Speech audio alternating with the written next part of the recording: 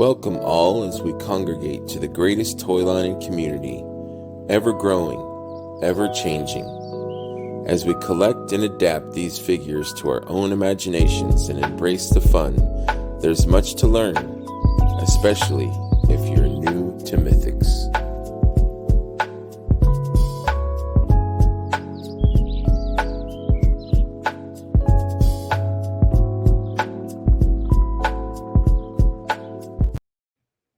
Hey, what's happening, everybody?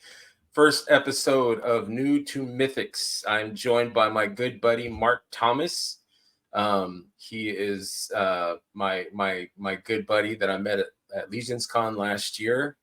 I just want to talk about the show really quick. The concept is basically a show that is about being new to Mythic. Obviously, as the title says. It's not just exclusively for people that are new to Mythic, but it's basically just the idea of what it was like being new to the line, and it also is educational for people. I'm going to shoot some short videos that explain things, and for people that are new, we'll have different videos and stuff. But I'm really interested in the testimonials or the stories about how people came into the line. And so that is kind of what we're doing here today. I asked my buddy Marc, who also was kind enough to draw the opening image of me, which I love. And so can you tell us about yourself and let me know how did you get into the line? Yeah, man. Thank you so much for having me on your first episode. I super appreciate it. I feel the honor. I feel it very much so. Absolutely. And I'm glad that that you and I could get back and sit down and chop it up, because yeah, we talked yesterday. We looked at the Mythic Legions reveal, and that was really cool. That was awesome. And yeah, so I'll tell you a little bit about myself. I just turned 48 years old. Still can't believe that I'm still collecting at 48, but that's how it is. I don't think I ever really stopped collecting action figures. I've loved action figures my whole life. It was something that me and my best friend Derek, growing up, shared a love for action figures. We grew up very close. We were very tight knit. Our families used to coordinate Christmases and birthdays. Who was getting Autobots, who was getting Decepticons, who was getting Cobra, who was getting G.I. Joe, who was getting Mask, who was getting Mayhem. It was a lot of fun. And I just never really stopped. There was kind of a lull between, I don't know, maybe 15 and 16, all the way up to about 21, 22 years old, where I didn't really collect action figures. And I mostly just played video games. That's when I was like, getting out of, like, going into high school, going Right. into college. And Awkward so I was into video games and, driving and hanging out with my friends and going to clubs and that sort of stuff and getting my first job. But what happened was around 22, 23, one of my first jobs was working at a Suncoast Video. I don't know if you know what those are. Yes, they used to be in the mall, and they used to have all these movies you could buy, but they had a huge collector section. So it's where I first saw NECA. It's where I really got into McFarlane Toys back when they were like Todd Toys and they were doing Movie Maniacs. And I was buying a lot of like movie figures and TV show figures and things like that. And that kind of really pulled me back into collecting. And that was like 21, 22 years old. And here I am, 48, still doing it. Right. It's even gotten bigger and crazier. And so I've never really not collected. It's always been my thing.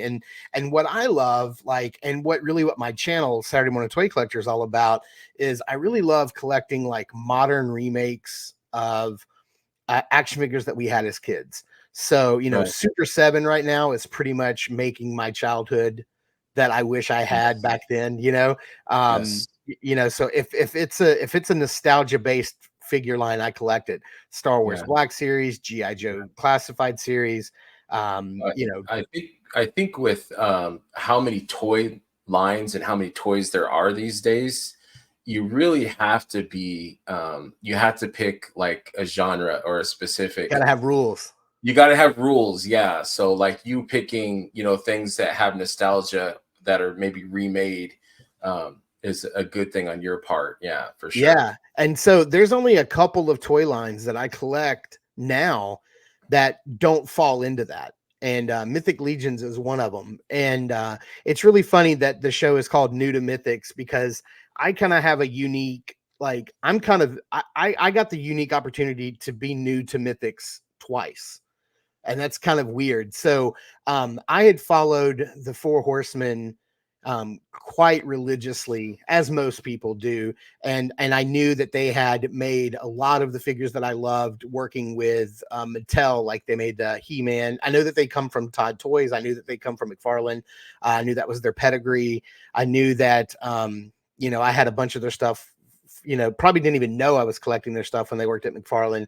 And then when they went off to do like Masters of the Universe Classics, I had that entire line. Then they started doing Thundercats for Mattel, like where like Super 7 took that over. Cool stuff. Yeah, all kinds of stuff. And so I'm not sure if they're still doing the sculpting for that for like Super 7, if they're still doing the new, I think like, selective. Yeah, like Thundercats and Silverhawks and all that kind of stuff, which I absolutely adore. I do too. So whenever I heard that they were like going to make their own toy line, Mythic Legions, I was all in. I backed their first. I think I had the entire first Kickstarter wave. And if you go to my Instagram, or like actually, if I go to my personal Instagram, as some of my, it's so painful to like go back and look that I had Otho and sad story. Yeah. What was the dwarf that was the mystic dwarf, the wizard dwarf? I had that guy. The all blue, where he's all blue. Yeah, with the blue wings on his. I'm still learning their names. Somebody's screaming, but I don't know. I'm the same way. I'm an avid collector, but I'm terrible with their names. You know what? And I blame all the extra consonants in the names. That's right. But so I had the whole first wave. I think I got all of wave 2. I was all in. I had every one of the figures. I loved them. I was like telling all my friends about them, and they're like, "What in the world is this?" Because it wasn't like a known property. And so I had all of them, and I think I just had them on a shelf for like a long time. And then after a while, I was like, and I just don't know if I think I'm going to refocus my collection into just nostalgia based collecting. And I sold them all like a moron. I sold every one of them, like individually, not even as a big lot, like just individually on eBay. And I finally got rid of all of them, and I didn't have them anymore. And I was out of the game, and I watched them from afar. I'd watch all the releases. I would see them. I go, oh, that's cool. But I knew once I bought one, if I got one, that was it. I'd be all in again. And so I would just, admire them from afar. But what happened was it was October of 2022. They released the Headless Horseman figure Obscura. I think that was their second figure Obscura. I think they had done Krampus before, and then re-released him as like, I think they did a red one or a black one, whatever. I can't remember which one. I think the black one came first, and then they did a red one. And so I saw the Headless Horseman, and I was like, that's an awesome figure. First of all, I love the story of the Headless Horseman. I love the cartoon from Disney. I love Tim Burton's Sleepy Hollow. So I was like, you know what? I'm going to get this. I don't have to get the whole line of Mythics. I can just get this one. Pick and choose. Yeah. And I'll just get this one. And he comes with this really awesome horse. Yeah, man. And I was like, I'll just get this one because I love like horror and I love scary stuff. And I was like, this would be perfect. So I bought it, and that was October of 2022. And that's all it took. That's it. I was back in. I remember getting the figure out of the package, and even though it didn't have a head, I mean, you could pop the pumpkin on, but even without a head, I was like, dang, I forgot how awesome these figures are. They're so cool. They're so great. And so that was it. And fast forward a year later, October 2023, here I am getting ready to fly to New Jersey for Legions Con. And so I had, literally between, I think, October of 2022 and the time I went to Legions Con, I think I probably banked about 100 figures, off of eBay, over that whole year. And I'm fully back in, and now I'm pre-ordering everything that comes out. I'm snapping up everything I can. And so I had the unique opportunity of getting into, or being new to Mythics twice, which is a lot of fun. So I love it. And this time around, now there's the cabal. There's the whole community side of it, which I was never a part of before. If it was a thing, I didn't even know about it. And that part has, to me, is as rewarding as the figures are, you know? Yeah. So that's a cool portion of it too. It's that whole nother facet to collecting the line, is you're doing something within a community, a tight-knit community, that is always accepting, always there to help you or to, you know, educate you in a kind way. But yeah, I always tell people, like, you know, if you're going to start collecting this line, just check out the cabal and see what it's about. And you're going to find a lot on there. You're going to see a lot of ideas for popping and swapping. You're going to see a lot of creativity going on, a lot of sales. You know, you can find those deals on there. So just talking about, you know, speculating, you know, it's a lot of fun. So yeah, I'm a huge proponent for the cabal and what it entails and what it's all about. Yeah, and going to Legions Con, look, it's a big commitment, you know, especially if you're not capable of driving there. You know, you've got to get yourself to an airport, you got to get plane tickets, you got to rent hotel rooms. It's not cheap. It's not a commitment. Yeah, it's not a cheap endeavor, but it was one of the most rewarding experiences of my life. I absolutely enjoyed it. I got to meet so many YouTubers that I watched their reviews, that I've been watching their reviews for years, was there, which was really cool.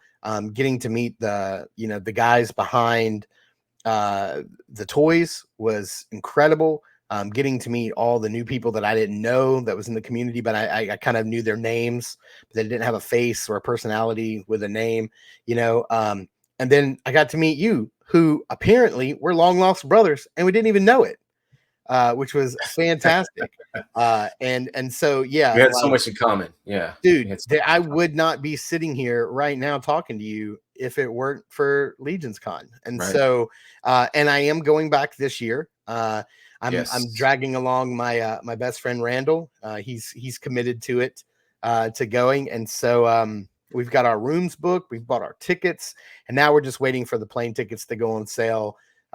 We've been looking for the tickets quite a bit, but the tickets are still pretty high. And you know what Google keeps telling me is the prices are going to go down between June and September. So kind of waiting for my plane tickets. But yeah. Now your buddy Randall is you helped him or introduced him into the line, correct?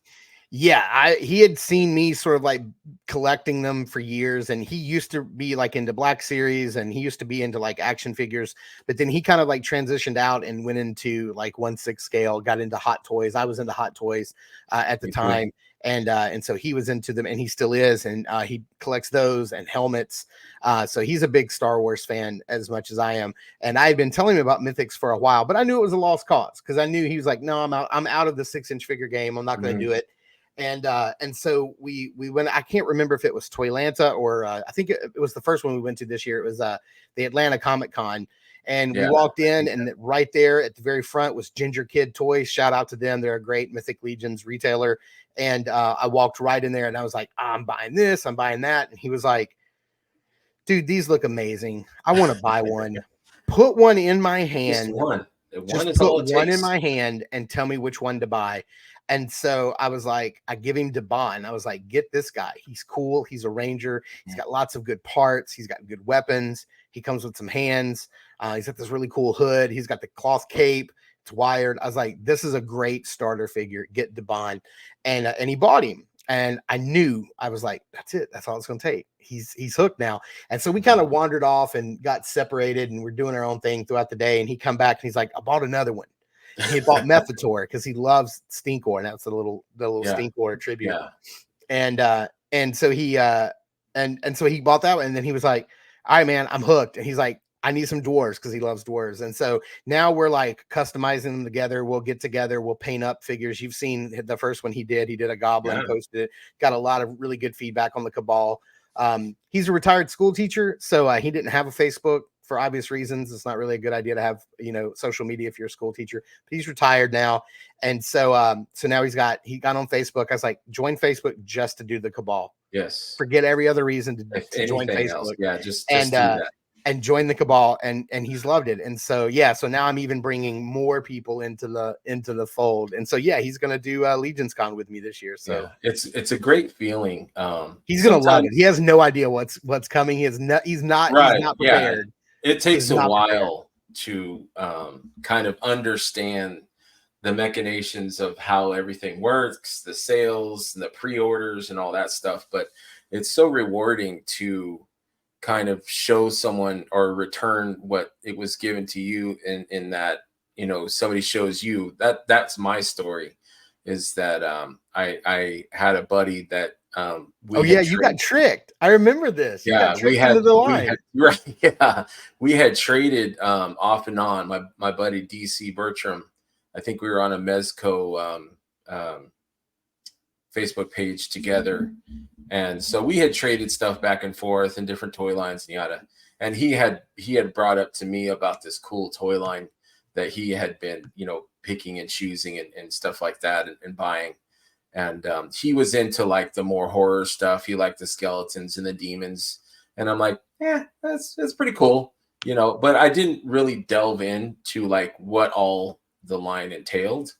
So I didn't know, you know, because like, and that's what I love about this line is that, you know, if you don't like skeletons, there's demons. If you don't like demons, there's knights. If you don't like knights, there's goblins. If you know, yada yada, so on and so on. For everybody. Yes, something for everyone. But I didn't really investigate it. I'm like, I got Hot Toys, I got Super 7, I got Ramen Toys, I've got Fig Arts, you know, my wallet's like, no more.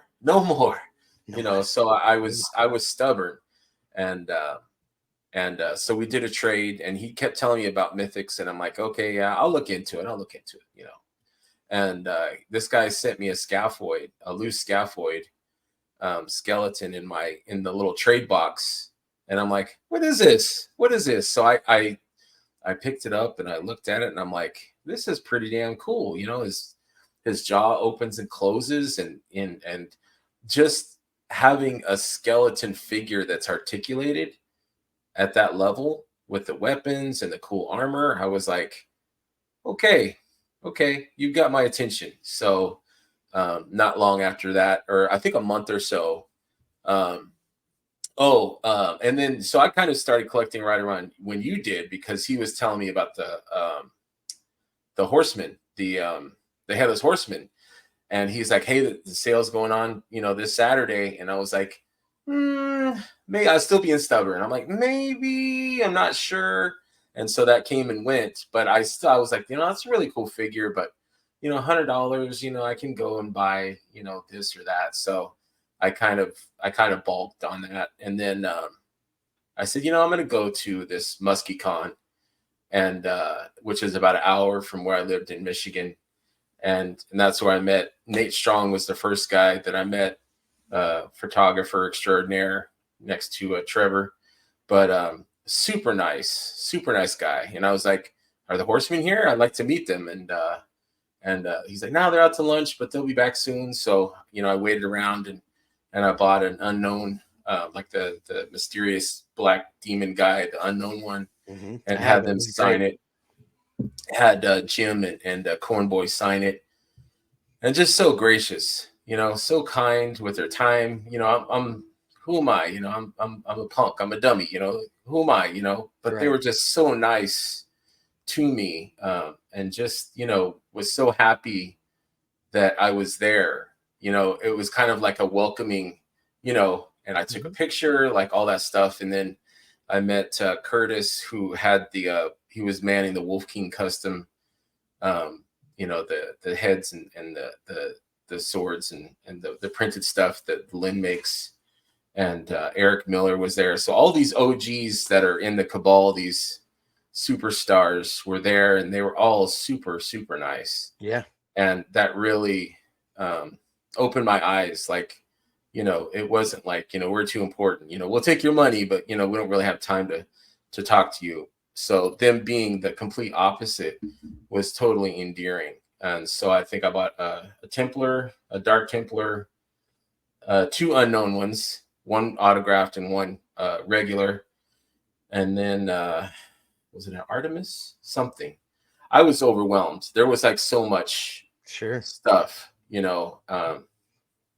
that I bought all my wallet would allow, and I just went home and just checked them out. I just checked out the articulation, the banner that came with the Templar and the swords and how the armor works. And I didn't even know about the popping and swapping and the customizing. Like I had no idea that that was even a thing. I was just so enthralled with the engineering. That's what interests me, is the engineering of the figure, how it's put together, how it's made, how it articulates, and then how it looks, on your shelf and in poses and things like that. So after that, I was just like, okay, I'm interested. So I made a list, or I went online to check out Source Horseman, guys that are watching that might be new. SourceHorseman.com has everything about the line, about the genesis of the Horsemen, what they've done, where they've worked, and all the factions, all the waves so far and in the future. But I just started going through all the figures, all the pictures, and I was like, "Ooh, I like this one. Oh, I like this one. I like this one." And I printed it while I was at work, and I just had all these. I had a pick sheet of all these figures that I wanted to start, going back and collecting, which can be a little expensive.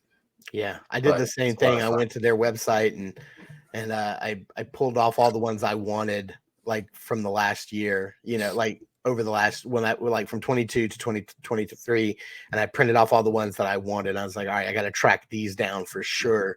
And I just started going through them, paycheck after paycheck, getting one here, two there, whatever, and building up my collection. And and some of it is really expensive to go back. That's why I'm really happy with the Mythic Mysteries of Mythos. I think that's going to be really cool to like get a chance to get some old figures. That was one of the really cool things that surprised me at Legions Con, is like they'll just put out like a stack of Bromdens, King Bromdens right there at the checkout counter, and they're $35. And you're like, what? This is a $200 figure. Like, this is a $120 figure, whatever. Like, that's crazy. And then like you're just able to buy them at like regular prices. One of the the key benefits of going to Legions Cons, you can pick up on stuff like that.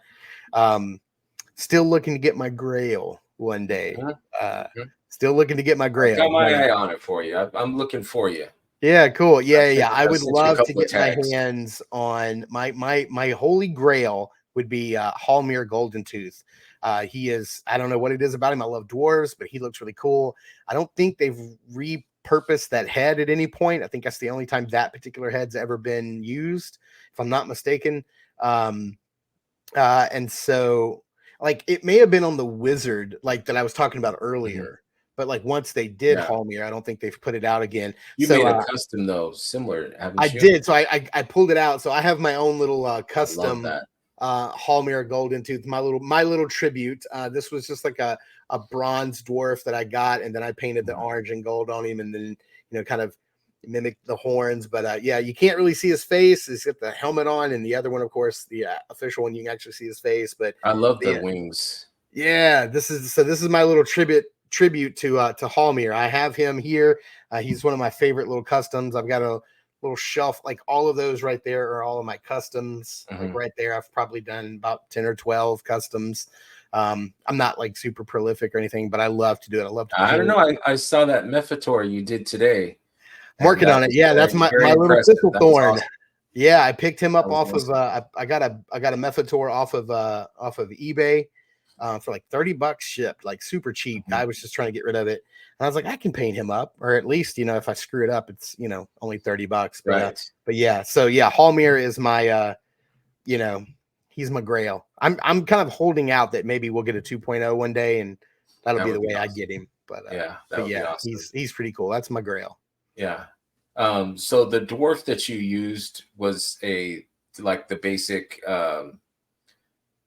is it a cavern? Which dwarf was that? I can't remember. I didn't paint his armor. Like it's just this color. So whichever one of the little Legion builder. Yeah, it's the basic dwarf Legion builder. Yeah, it's kind of like this dark brown. It's kind of showing up kind of bronzy on camera, and then this is the the deluxe barbarian set Okay. head that I painted. So yeah, that's what that is. So yeah, and I just knocked his his little axe over.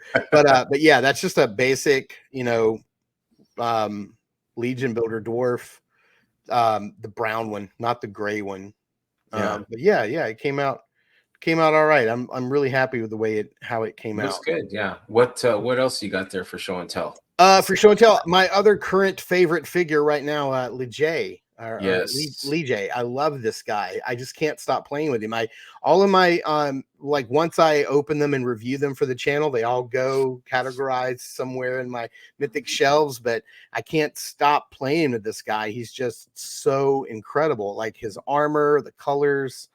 Like I'm getting ready to do a video, which probably by the time this video comes out, it will have already come out, about the different ways you can kind of upgrade this guy and make him even better for different price points, all the way from, free things like if you've got a stash of weapons and stuff, like adding those to and like changing his weapons out, to stepping it up to buying a cape for him. I got this cape from Death and Plastic off eBay. It was like 14 Great bucks. capes. Great capes. Oh my gosh, Absolutely. they're so good. I could see them just like, see Jessam like being a part of the Four Horsemen in the future, officially, all the way up to maybe using some parts and stuff from Attila Leoseer. Is that right? Is that his name in the 2-pack with the War for the Aetherblade 2-pack? Oh my gosh, is that on a? Okay, so I'm seeing some Valiant Knight parts here. Yeah, I've got the Lee J head with the Poxus chest piece, and then the Valiant Knight body, so with good. a custom cape. Yeah, but that Lee J figure is just packed with so much good stuff. he's incredible. Arms and legs and extra heads, goblin head, or the orc head you can put on there. Yeah.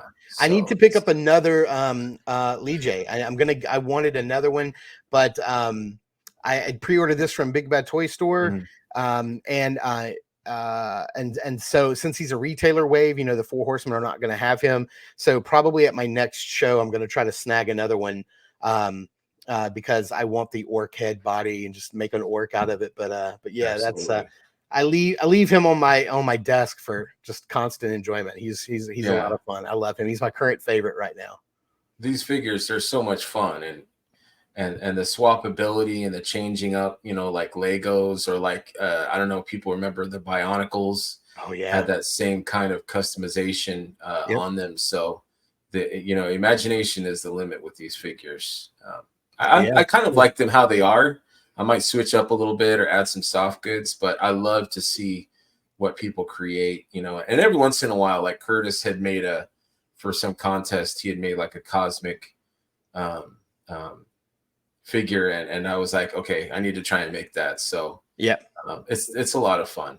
I have a folder on my phone, and anytime I'm in the Cabal and I see somebody post something that's really cool, I save it to my phone and I throw it in my Mythics folder. And I just started sharing that folder with Randall recently, since he's now into it.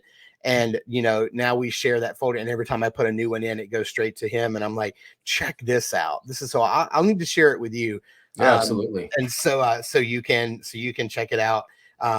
So because the Cabal is so creative, and I see people put stuff together, and I'm like, I never would have thought of that, and I want to make it just like, I'm like, I have those parts, like I can make that figure right now at home and play around with it. Yes, and that's what's really cool, is like I don't have to go or something similar, or make something very, very similar to it. Right. Yeah. So it's like you see something online and you're like, oh, I've got those parts. Like I don't have to go buy that figure. I've got those parts. I can make it. Right. I can build it. Or something very similar. Yeah. I had seen someone make a Rhaegar using other parts and paint and stuff like that. So, instead of paying, $300 or $400 for an older figure, they're able to make something very similar, just like your Halmir. They can make a similar figure. That was their War Duke tribute. Is that right? Yeah, he had the red and the black helmet with the dragon. Of the best 80s characters of all time. Super cool. Oh yeah, War Duke, so cool. Yeah, super cool. But yeah, I'm also I have a friend named Fernando that he's like, man, why didn't you tell me about this line? I'm like, I did. You know, and I was the same way. You know, we're stubborn until, you know, a figure hits us in the head. Yeah. I need to send him a little care package of Throw one you know, in. some basics. Yeah. You know, I'll send him, you know, a couple of Legion builders and maybe a dwarf and a gladiator. But I already know you the know, answer to this question, but for the audience, what's your favorite Mythic Legions figure of all time? without a doubt, it's as a spirit bender. She, for some reason, just caught my eye. She's in a box right now. I don't have her. Usually, I've got one nearby that I can grab. But just the mystery of her, just how completely different she is with the all blue and the you know, the mystery. She's got the hood and the white eyes and the body tattoos. Is super dang cool.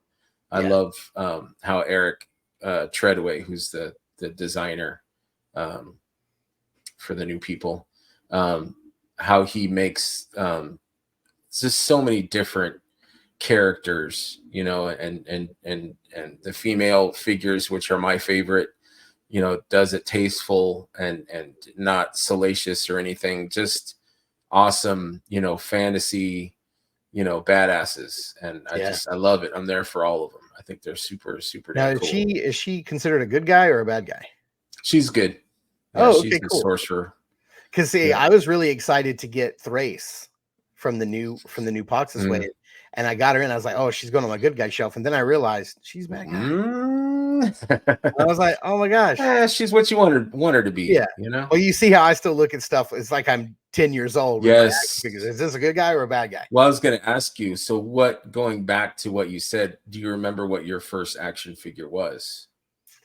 Oh, my first. I don't know what my first action figure was, but I can tell you, I'm pretty sure my first action figure was probably some of the I forgot who put them out.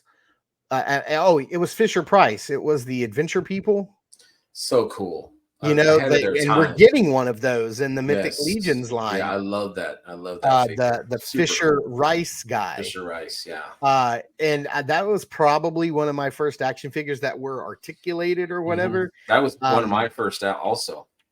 I just love them. I mean, you could put them in Jeeps or boats or, you know, whatever. They do all the astronauts and so but I will tell you what my favorite figure of all time was when I was a kid, and it's still my favorite figure. I call this my house is on fire, and this is the one, and I'll go grab. It was the Superpowers, the Kenner's Superpowers, blue and gray Batman. I'm a huge Batman fan. I've got a little Batman shrine off to the side, a little Batman tattoo here of the old classic Batman.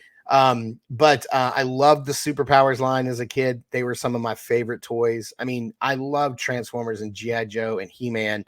Those were my staples, but there's just something about that classic Superpowers line. It was a perfect figure. Absolutely incredible. I'm so happy McFarlane's putting out new versions of those figures now, because that's literally what my channel's all about, you know. Do they have the action features? Or yeah. You would squeeze Batman's legs and his arms would go. I actually still have the one I had as a kid. I have Batman, Robin, Superman, the Batmobile. I have a few from when I was a kid. I don't have the really expensive ones. I don't have a Clark Kent. I don't have a Cyborg. I know a friend in town who has a Cyborg, and shout out to Carlin. I can look at it. I can live vicariously through him. But yeah, that was my favorite line when I was a kid, and I'm so excited about McFarlane redoing those figures. And every time he puts out a new one, I snap them up. Like they're so good. I love it. Yeah. I just love that old school 80s bright, colorful aesthetic. Yes. I think that we were I'm older than you, but I think that we kind of grew up at a good time to where, you know, Kenner and Fisher Price, you know, had kind of gone past the, you know, the dolls, the G.I. Joe, you know, doll type to making a smaller pocket sized, you know, 3 3/4 figure. Right.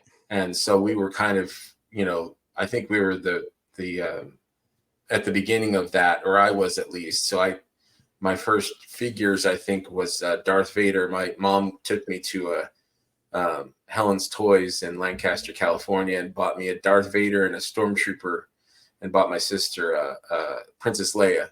So I think we had just saw Star Wars, so my mind was just, and so I would take these two figures and go out and play. I was probably 5 or 6 at the most, and I'm doing battles and stuff, and they're fighting against my Fisher Price race car driver, and then the Stormtrooper gets away, and then I look at my sister, who was not an action figure person, never was, had this Princess Leia, and she was digging a hole with the white Princess Leia's head until the head popped off, and then she's like, meh, and then so that was the end of her action figure collecting career.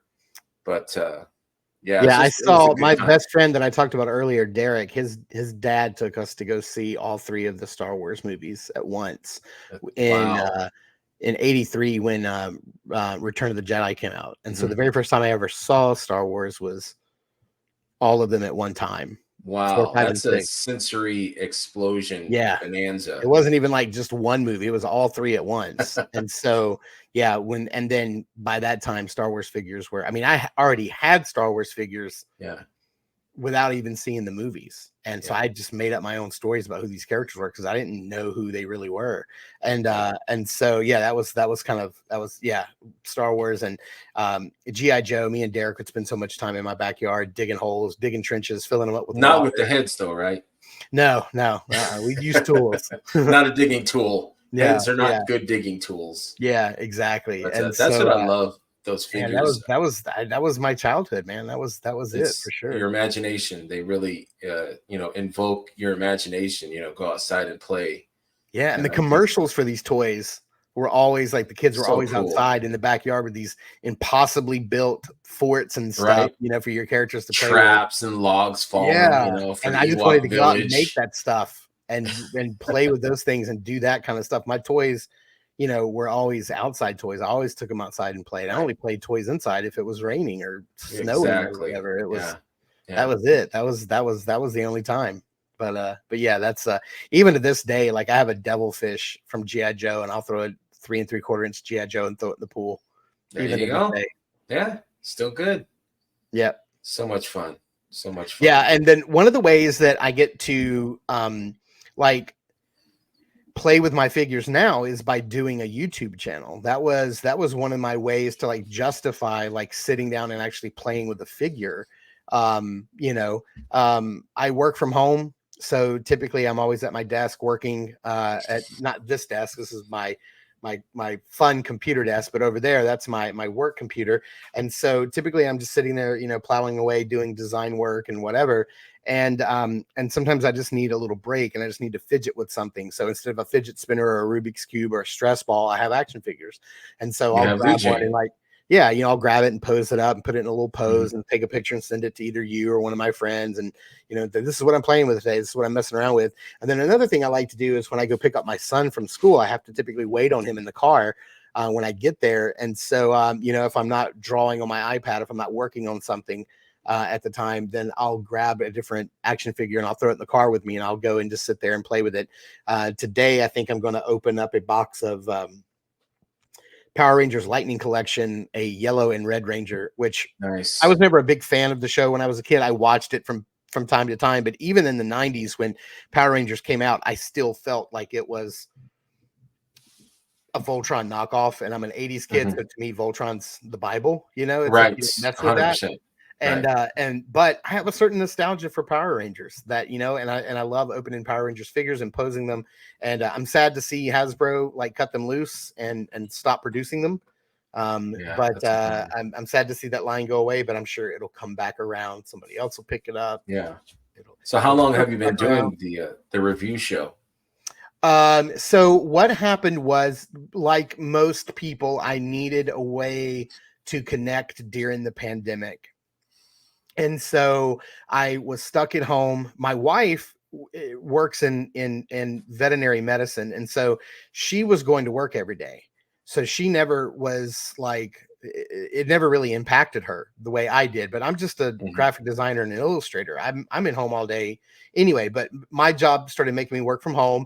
And I just needed a way to connect. I needed a way to get out there and talk to people about things that I love. And so I started a toy channel, and I started it and I called it Toy Therapy. And I think that kind of came from, I was watching Toy Anxiety from the YHS crew on YouTube. And I was like, Toy Therapy, this is like my therapy. So I kind of took that and ran with it. And it's funny, I say that it was about toys, but my very first video was a video game review. I did a review of the Ghost of Tsushima for the PlayStation 4. I think it was the last big AAA title that came out on the PS4. Yeah. And I think that was my very first video that I did, was a video game review of that game. And then because I was playing a ton of video games at the time because I was stuck at home. So I bought like a card. Well, I forgot what they call it, like a graphics card interface, like where you could record your video from your screen, and like, you know, and so I started doing a lot of like gameplay videos, and I started doing that. And then I would talk about toys. And it was a really cool time to talk about toys, because that was also the year that G.I. Joe Classified series started. And I had seen the first wave online, and I was kind of like, I don't think I'm really going to get them. And then I went all in and bought the whole first wave. Right. And that line did not start out to where it is now. Now it's very nostalgia based, but at the time they were kind of trying to skew it more futuristic based on this video game. I remember. Yeah. And then I did Toy Therapy for probably about maybe a year. And then I really wanted to bring in my friends. I wanted to bring in my buddy Randall, my buddy Jason, and we're all Star Wars fans. And so we decided to make a channel that was very specifically just Star Wars. So Toy Therapy became the Outer Rim Republic. And the Outer Rim Republic was all things Star Wars. So we would cover vintage figures, 3 3/4 inch Black Series, Hot Toys. Jason's an avid reader, so he would do the books and the magazines and the comics. And we would get together every week, and we would just talk about all things Star Wars. We'd talk about whatever TV shows were out at the time, because Mando had just started. And we were talking about Rebels. And so it was all Star Wars related.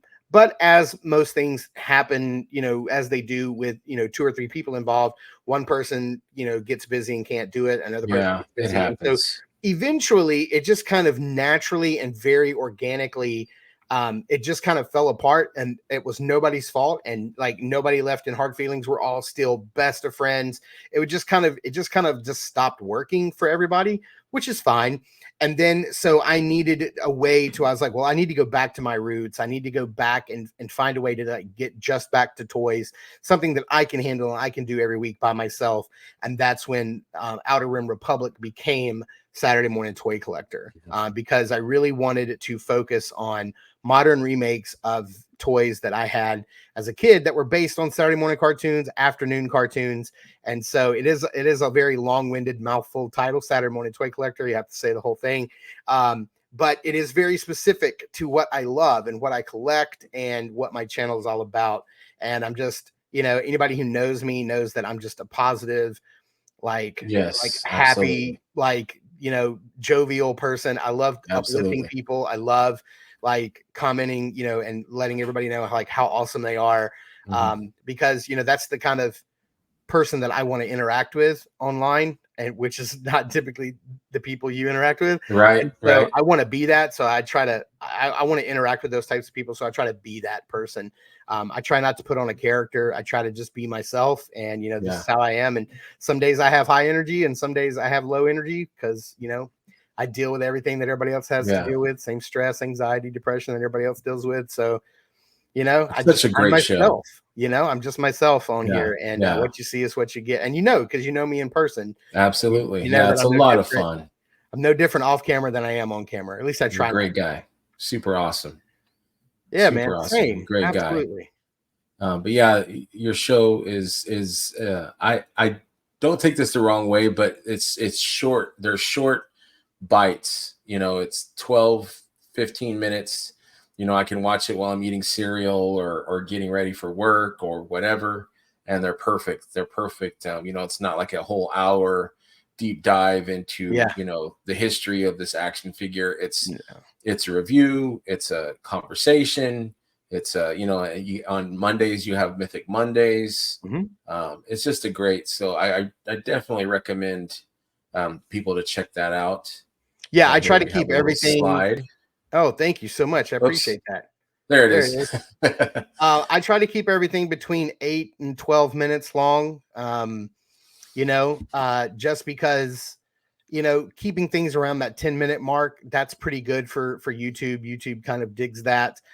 People like, I found like when I make a longer video, people don't really watch the whole thing. And so Tune watching out a through little all bit. the way to the end is really good for the algorithm on YouTube, as you'll soon come to find out. And yeah, I'm the same way. I don't want to watch a 30 or 40-minute review on an action figure. Like, I want to give me the good stuff, let me, and show me what you're good at. If you're like D Amazing, who's really good at posing, show me your poses. I go to D Amazing's review for his excitement and his level of enthusiasm for Absolutely. everything, Yeah. and how much fun he has with it, and for the posing. If I want like a big deep dive, I'm going to go to Toy Galaxy, because that guy's, he's going to make a really good, Dan Larson's going to give me a really good in-depth, detailed dive into the lore and how, and the whole experience of the figure and how it came to be. Yeah. And, I there's so many, like I go to Dork Lair for his pop and swaps and his really good reviews, and Toy Bro. Like there's a reason to go to every person's review. I don't just watch one review for something when I want to go buy something. I'll watch 5 or 6 and take everybody's unique opinion on it. And so that's what I try to offer. I don't need them to be really long. My Voltron video was about 20 some odd minutes long, but I was reviewing it was so good though. I love figures that. all at once. So yeah, it was so good. Yeah, but, I try not to. Also, because then the file size is going to be enormous. It take up a lot of space on my computer, take forever to upload. So there's a lot of reasons why. Yes, but yeah, I try to keep them about 10 minutes in length or so. They're about 10 to 12. And well, that being said, we better wrap this up, because I don't want people to fall asleep looking at me. But we got to have you on here again. It's so much fun. Anytime we'll have some, you're free. We'll have some more Mythic discussions. I'm so grateful, that you're my first guest, and our connection and our friendship. I really appreciate it. And absolutely, thank you. I don't know if we told anybody, but real quickly, we met at Legion's Con. I was walking around one night, and I had some figures in my hands, and I didn't know anybody, and I didn't want to sit in the room. And he was like, so I was just kind of wandering, trying to find a place to sit. He's got the Fearsome 4-pack, and he's like walking around, and I'm like, hey man, take a seat right here. What you got there? I didn't even know you from anybody, and we just what you got there? Yeah, and then I think Eric Miller sat down with us, chatted for a while, and then Emil sat down and chatted with us for a while. Emil Wickman, and Stephanie. Yep. Yeah. Exactly. It was a lot of fun, and we've just been. I'm like, dude, I need your number. Yeah, for sure. Stay in touch. And it's like we just become bros? Yeah. It's like, what's your favorite GI Joe? Beachhead. There you go. We became best buds. So did we just become best friends? Yep. Right. Yeah. So that's what I love also about the Cabal and Mythic and Legion's Con and all that, is you really find some amazing people. Yeah, absolutely. It's a good group. I'm grateful. Well, I am super honored to be on here as your first guest. Absolutely, man. I am so honored to be here. I know your show is going to take off. I know it's going to be huge. I know it's going to be a massive hit, and I'm glad I can say first. First. You are the first. You are the OG, the original. You're the original. Thanks for having me on, man. I super appreciate it. Yeah, no problem. No problem. Glad to have you here. Just want to wrap it up by saying thank you to people that, prospective people that are going to watch or are watching when I download it. Thank you guys very much. I will improve, not by the guest, because the guest is the best that I will have. But thank you guys so much for tuning in. I have a little thank you graphic at the end. So if you don't mind sticking around and watching the people that I would like to thank. So we'll catch you guys next time. Thank you very much. Remember, friends, to always have fun, be curious, share, and enjoy what this line has to offer. Come for the toys, but stay for the friends. Good night, and thank you very much.